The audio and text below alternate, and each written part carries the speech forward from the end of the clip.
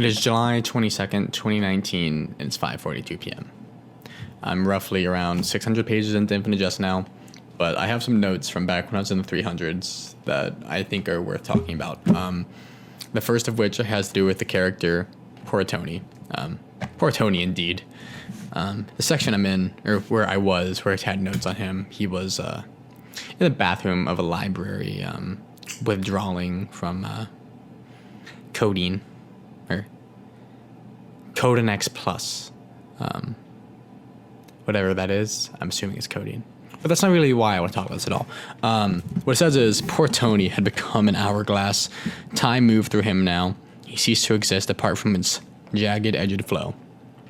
And this might just me overthinking things or thinking too much about my philosophy course last fall semester, but the entire first unit in there was on time, and how we relate to it, etc. And I think by it saying that time moves through him now, he has resigned himself to fate. He's no longer making decisions in a proactive manner. Everything he's doing is now reactive.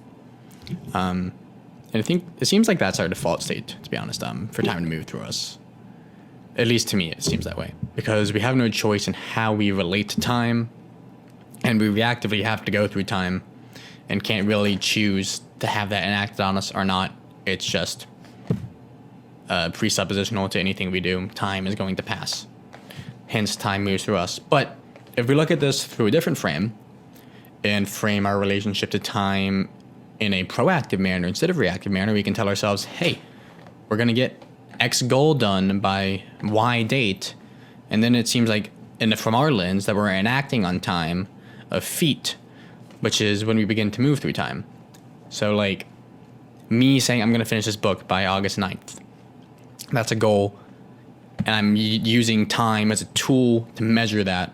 So now it seems like I am moving through time instead of time moving through me, even though nothing's changed.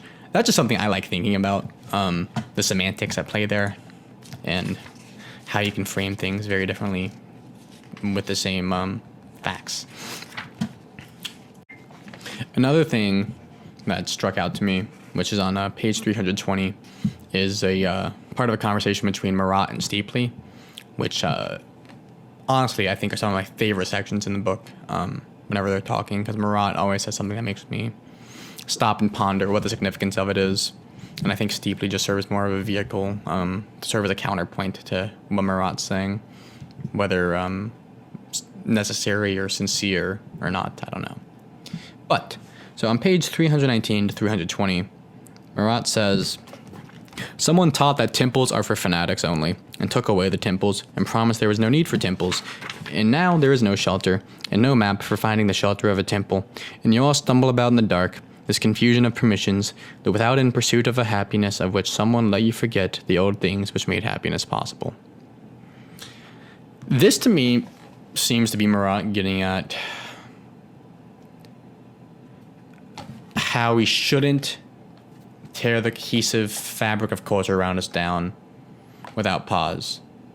For if we tear down the existing cultural narratives that we have and don't have anything to replace it, we will become nihilistic or self-centered and view life merely as a pursuit of pleasure, a Sisyphean task of sorts, where we gain what we want and the cycle repeats with no state of contentness, just the constant grind or pursuit that is never going to be fulfilled except for fleeting and momentarily.